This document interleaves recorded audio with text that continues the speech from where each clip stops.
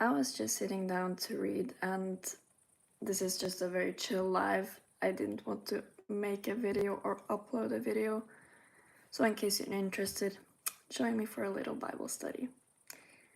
It's gonna be just real, raw, and yeah.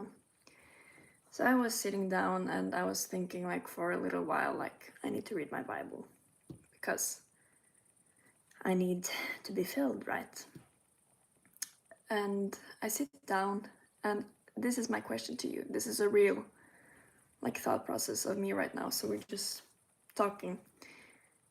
And I'm wondering if this happens to you too, when you just sit down to read the word and you just read and immediately the Holy Spirit starts talking to you. And he's giving you like thoughts about other passages and it all flows together. That's called being led by the Holy Spirit when we read the word. And I am only in John chapter 2. I'm only 4 verses in right now, like as we're speaking. And this is the story about the wedding in Cana and Jesus attending this wedding. And they run out of this wine, and Jesus' mother is asking him to change the wine. And Jesus is saying, "What does this concern me? My hour has not yet come." And this is where I stopped. And I was thinking about this. Okay, my hour has not come. What does it mean? Why is it this wine? And it's because the crucifixion was not supposed to happen yet. Imagine Jesus is having adversaries. He has people who wants to kill him, right? And this reminds me that we shouldn't rush things before God's timing, before his time for us is there. And so in doing this thing, because wine would symbolize blood being spilled, right? And so in doing this, it would be a public miracle, right? And the Pharisees, the people against him, would maybe seek to crucify him before his time. And my mind is just walking like around this, and I don't know if you also are like this. That's why I'm just curious to know if anyone else is thinking like this also. And I was just thinking about Moses, how this was also Moses' first miracle, public miracle. Really interesting, actually, how the Bible is always correlating to each other. From the old, it's being also reminded of in the New Testament, only with new meaning. Because when Moses was turning the water, when it became like blood, it symbolizes judgment and death in Egypt. But when Jesus came and he would turn this water, like from being baptized, from being baptized just with water, we are gonna be baptized into his kingdom right through his blood. And so blood in the New Testament, it signifies redemption. And that's what's really interesting to me, because he was kind of Jesus was showing that this is a new exodus from the old covenant to the new, into the promise of faith. And so I just find this really cool, like how the Bible is working, how Moses was the preceder of Jesus, and that was his first public miracle, which actually I believe that because of all these miracles that the people of Israel were seeing Moses do, it made them trust him, to see that, okay, God is with him. God is with him to lead us out of here. They have a promise, they have a hope. Same thing with Jesus. When Jesus started to do this, we can see further down in John chapter 2. I haven't continued reading because I'm just stuck here right now. And in verse 11, it's just saying that this beginning of signs that Jesus did in Cana of Galilee, this manifested his glory, and his disciples believed in him. So it's a manifestation of what Jesus is able to do. It's bringing faith. It's helping people to follow him, basically. So I just found that really interesting. And same thing with this wine, with this blood. It's what I'm just finding really interesting this evening. And Matthew 9 is talking about the wedding and the bridegroom, right? And that's so interesting because everything, it flows together in the Bible. I don't know if this is how you study the Bible, but I'm really curious actually, like, how does your mind work when you study the Bible, when you read the word? Because for me, my brain is like with revelation from the Holy Spirit. The Holy Spirit is reminding me of things that's from other places, you know? Amazing. You too. And that's how it is to study with the Holy Spirit, I believe. And so when people say, oh, how can you study the Bible like without anything? It's possible. You have the Holy Spirit. He teaches you. He shows you new things that you didn't really think about, even if you've read the passage many times before. And as I was saying, if we go back to Matthew 9, about the wedding, the bridegroom, a wedding is supposed to be a feast. It's supposed to be a time of joy, right?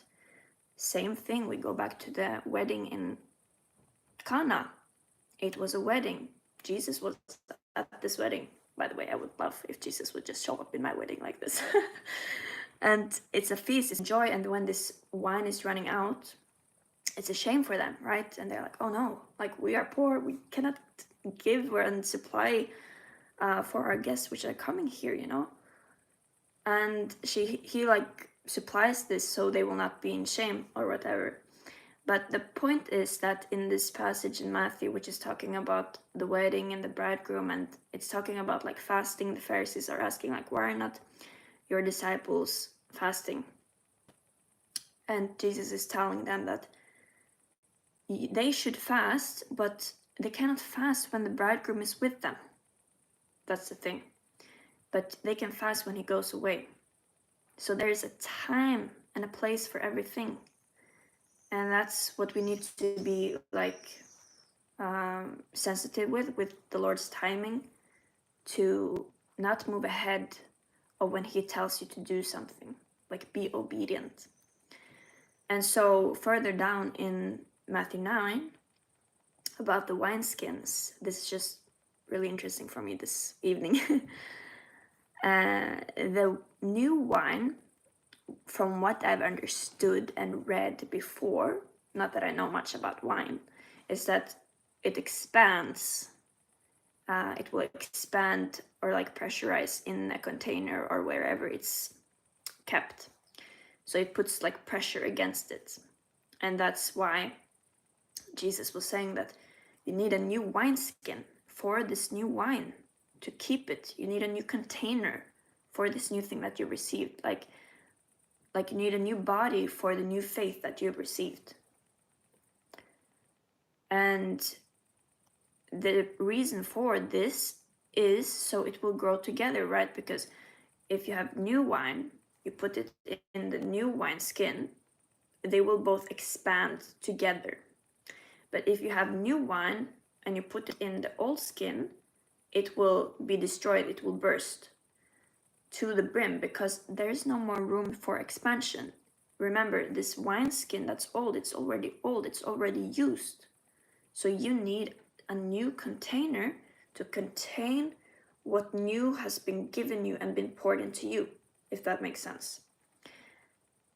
Because if you have the new wine and you have the new skin, it would allow for this expansion together, right? So in a sense, when we come to Christ, the old things will not work. Like the old rituals, old ways of doing things. This was the whole point when we see in the New Testament. This was the issue between the Jews, the Pharisees, and the disciples, because they want to keep to the old things, the old ways of doing things.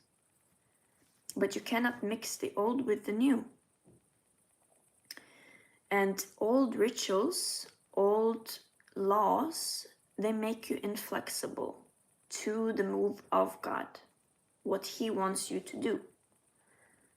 So if you will keep to the old things, the old ways, it will result in spiritual loss. Because you cannot mix the old covenant with this new faith in Jesus. Because Jesus came to fulfill the law. All right? So I don't know if you have any thoughts about this. It's just what I was like thinking about this evening. About the water into wine, and it's just amazing, you know, when we read the Bible. And even now I was not even in a deep study or anything. I just was like, okay, I need to read my Bible, I need to be disciplined. I sit down, and my purpose is always, okay, I'm just gonna read, you know. But I don't know if this is the teacher in me, because the second I'm opening up, I'm just like 2 verses in, 4 verses in, like this case. I didn't even finish this chapter. I need to do this when I got off this live. But I'm 4 verses in, and my mind is like, you know, because it's like you just want to understand and comprehend, and just like the Holy Spirit, He will show you things, you know. So it's just really cool how the Holy Spirit works, and it's awesome. So anyways, it was just a very short, quick live stream for today. Very chill, very relaxed, and I hope you're really blessed, guys. I hope you will have a wonderful new week. I pray God be with you, give you the wisdom that you need. I'm so grateful for each and every one of you. And yeah, God bless, guys.